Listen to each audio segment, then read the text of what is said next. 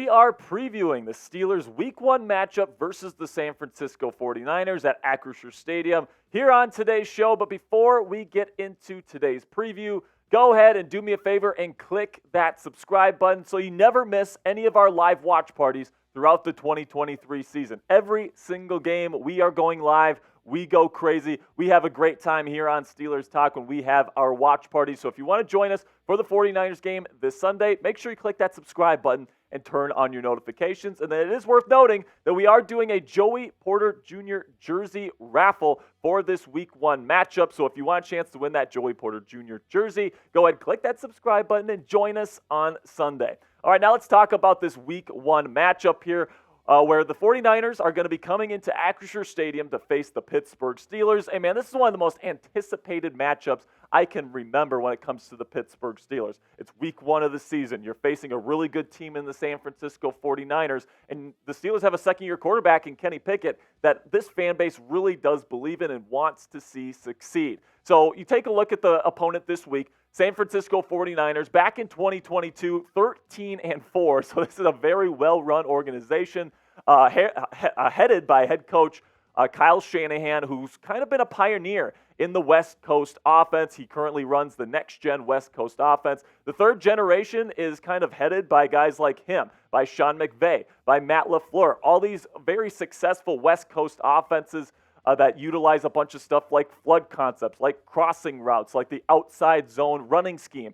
Those are kind of the staples of this offense. But Shanahan is a little bit different because he'll put in some pin and pull. He'll put in some power. He'll mix things up and keep people on their toes, which is why, in my opinion, he's probably the best offensive play caller in the National Football League today. Then on defense, they play that 4-3 under scheme that Pete Carroll and the Seattle Seahawks popularized during the Legion of Boom era. The 49ers have kind of mixed around with things. They've made it their own. They've kind of put their own twist on the 4-3 under over the last couple of years, and they've kind of modernized it. So it's definitely going to be a tough opponent. If you look at the numbers from last year, let's start with the matchup between the Steelers offense and 49ers defense. If you believe the trends from last year, you would expect the Steelers offense to score about 17 points in this game, get just over 300 yards in this one, and then also just about 5 yards per play. And then if you look at the other side of the coin here with the 49ers offense, you'd expect them to score about 23 points. So the final score, if this was being played last year with last year's players, it'd be about 23-17 49ers. But at the end of the day, guys, I really do think that you have to take a grain of salt with these things, with these sorts of stats from last year. You need to just take them with a grain of salt because there's new players, there's new coaches, there's new schemes that are being run here between these two teams. So if you're looking at last year's stats, you might be like, okay, the 49ers probably have a little bit of an advantage here, but Kenny Pickett's in his second year. The Steelers have made a bunch of additions. So I would say just take a grain of salt with those numbers here. But now let's look at the impact players that the Steelers are going to have to deal with on the San Francisco 49ers roster because there's quite a few of them. Starting with the quarterback, Brock Purdy. He's coming off a really bad elbow injury that he suffered in the NFC Championship game last year against the Philadelphia Eagles. But man, when he was in the game, this 49ers offense was the best in football, period. You take a look at the numbers from last season. 32.6 points per game when Purdy was the leading passer on the 49ers offense for that game. And then also he was second in points above replacement per drop back in 2022. The only person that had a higher number there was Patrick Mahomes. And then also when he's the passing leader for the 49ers, the team went undefeated 7-0. And because of that, I'm not saying that you should be absolutely scared to death of this guy. Like, don't get me wrong. He's not Patrick Mahomes. He's not Josh Allen. He's not a world beater. But this team cannot underestimate what Brock Purdy brings to the table here in San Francisco. He's very polished. He plays with really good footwork, clean mechanics. He gets the ball where it needs to go, and this offense is incredibly dangerous when he is at the helm, so the Steelers defense needs to bring their A game. Now let me know, which quarterback is better? Do you think Kenny Pickett is better than Brock Purdy? Let me know down there in the comments section by typing KP if you think Kenny Pickett's better, or if you think Brock Purdy is slightly better at this point. give me a BP down there in the comments section, and this is going to be the pinned comment on today's show. So YouTube's going to throw you an ad break here in just a couple of seconds. Take advantage of that time by answering today's pinned question. Right now, let's go over some of the other impact players right now. Nick Bosa, I do expect to be on the field.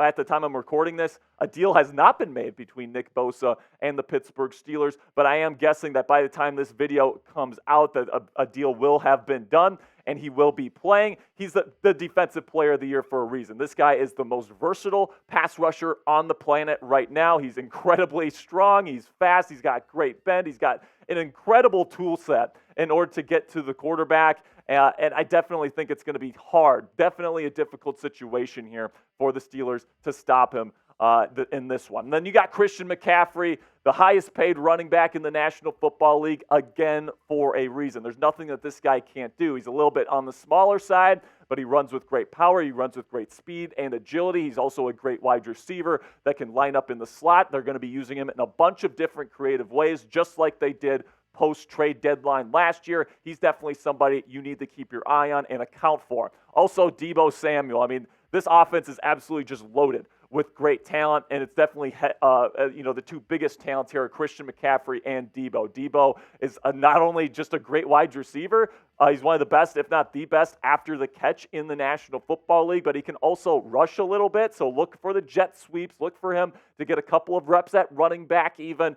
These guys like to get creative with these two players, and I expect that to be the case here in week one. And then also on offense, George Kittle. I mean, he gets kind of lost in the fray here. I mean, on fantasy, you can get him at an incredible value right now. He's dealt with some injuries. He's been inconsistent with his ability to stay on the field, but now he's going to be completely fresh and ready to go. He's arguably the best athlete at the position today, and he's a great pass catcher. He's a great blocker. He's going to be an impact player for the 49ers in this one as well. Then you got Trent Williams, arguably the best left tackle in football. I think Alex Highsmith is going to have a really tough time getting any sort of pass rush production in this one. Trent Williams is the best in the business today. And then Javon Hargrave, the new defensive tackle on this pass rush, was brought in during NFL free agency. Really, really good player, really showed his worth there with the Philadelphia Eagles.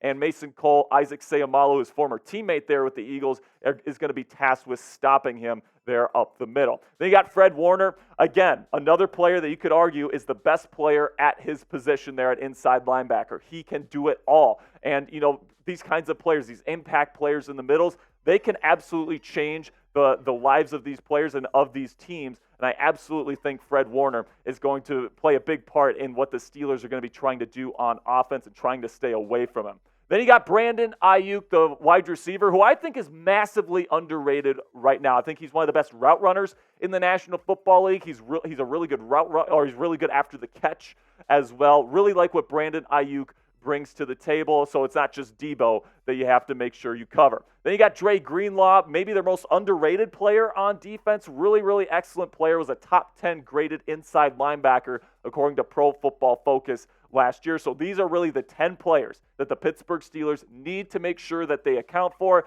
If they don't do that, it's going to be very hard to come out of Acrisure Stadium here in week one with a W. Now coming up here on Steelers Talk, my keys to victory versus the San Francisco 49ers. I've got 5 of them. I'm going to be sharing them with you guys here in just a second. But first, make sure you like today's video to help us out here at Steelers Talk. We provide you guys daily content. We work our butts off to give you guys the best damn Steelers coverage on planet Earth, 100% free. So if you appreciate that effort, we'd really appreciate you clicking that thumbs up icon.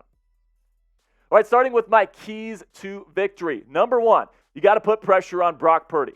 Here's the thing with Brock, man. He is just so dang good in the pocket, and he's just so dang good at making the right decision. He's so accurate. His footwork is so great. You need to put pressure on him, and that's something that you can absolutely do with this offensive line that's currently in San Francisco, because it's the worst it's been in the last couple of years. Yes, you got Trent Williams on the left side. He's the best in the business. But everybody else on there, right? Colton McKivitz, a first-year starter. He's going to be going up against arguably the best edge rusher in the National Football League when healthy in T.J. Watt. That needs to be a big point of emphasis for the Pittsburgh Steelers. Specifically, T.J. Watt and Cam Hayward need to get after it, and they need to eat in this one. I need to see at least a sack here from TJ Watt and multiple pressures, and then probably the same from Cam Hayward, because the interior of this offensive line and then the right side there on the right tackle spot, it's vulnerable. So you got to use the talent at your disposal here if you're Mike Tomlin and Terrell Austin, the Steelers defensive coordinator. And I think these two gentlemen are going to be a very, very big key to winning this football game.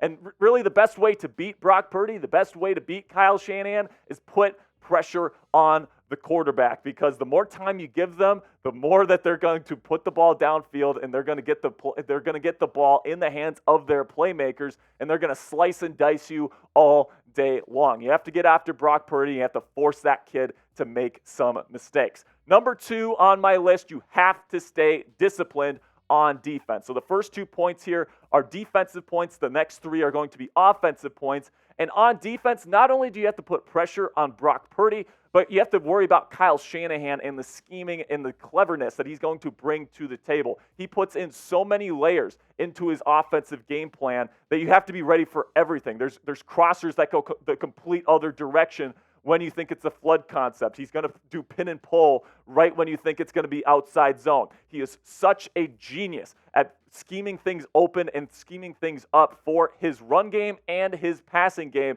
He's the best in the business right now, maybe other than Andy Reid and Sean Payton right now. And honestly, he might be above those guys right now. So you need to be on your A game. You need to be in your run fits. You have to do everything that you need to do in order to be sound structurally so that they can't take advantage of you not playing the right thing and not doing your job. And then now let's get into the offensive side of things and the 3 things I think the Steelers need to do on offense to come away with a victory in this one. Number 1, you have to contain Nick Bosa. He's Defensive Player of the Year last year for a reason, and right now Chukwuma Okorafor, the right tackle for the Pittsburgh Steelers, is the one that is slated to take on that matchup. Chucks was plain simply the worst graded offensive lineman on the Steelers last year, even worse than Kevin Dotson, and he got replaced. Chucks has a lot to prove heading into the 2023 season, and he's going to be going up against Nick Bosa, who's arguably the best edge rusher in the National Football League as we sit here today. And that's definitely going to be a tough matchup. I expect Bosa to get to the quarterback at least a couple of times. It'll be interesting to see how Kenny Pickett kind of deals with that pressure throughout the game. But, man, you just can't have Nick Bosa completely take over this game, or it's going to end up in a loss here in Week 1. The next thing the Steelers offense needs to do is they need to get as much speed on the field as possible. And the way you do that is you get 11 and 10 personnel on the field. So 3 and 4 wide receivers on the field at the same time. Now, why is that important? Right now, the San Francisco 49ers' bread and butter defensively is their front 7. They got excellent linebackers. They got really good talent on the defensive line. You want them to put as many defensive backs on the field at one time as possible, because that's their biggest weakness. You take a look at their depth chart right now. They don't really have any impact players, in my opinion. Charvarius Ward is a nice piece, but is he really a number 1 lockdown guy? I certainly don't think so. And then definitely the depth is not there for this group. And right now the Steelers, one of their strengths is they have a very nice wide receiver depth chart right now and very nice wide receiver depth. You got Deontay Johnson, George Pickens, Allen Robinson, and then also Calvin Austin III joins the fray here. I expect Calvin Austin III to be on the field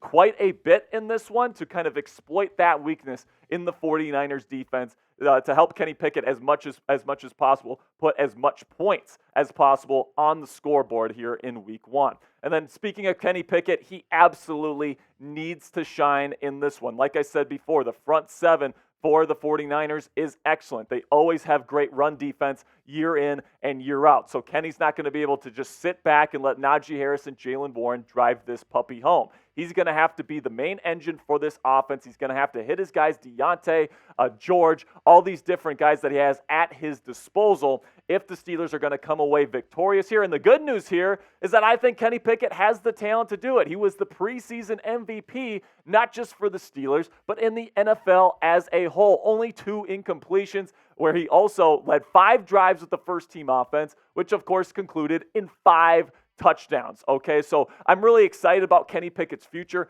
heading into 2023, and I think he's going to start this week off, or start his season off here with a bang. I think he's going to do a really, really good job, and it really is time for him to prove that he is better than Brock Purdy. I am tired of these San Francisco 49ers fans getting on Steelers Twitter and saying Brock Purdy is better than Kenny Pickett, because it's just not true, man. I think Kenny Pickett, given the right help, given the steps that he's taken during the offseason, I think he's better than Brock Purdy, and I think he's going to prove that here in Week 1 with a victory. Now it's prediction time.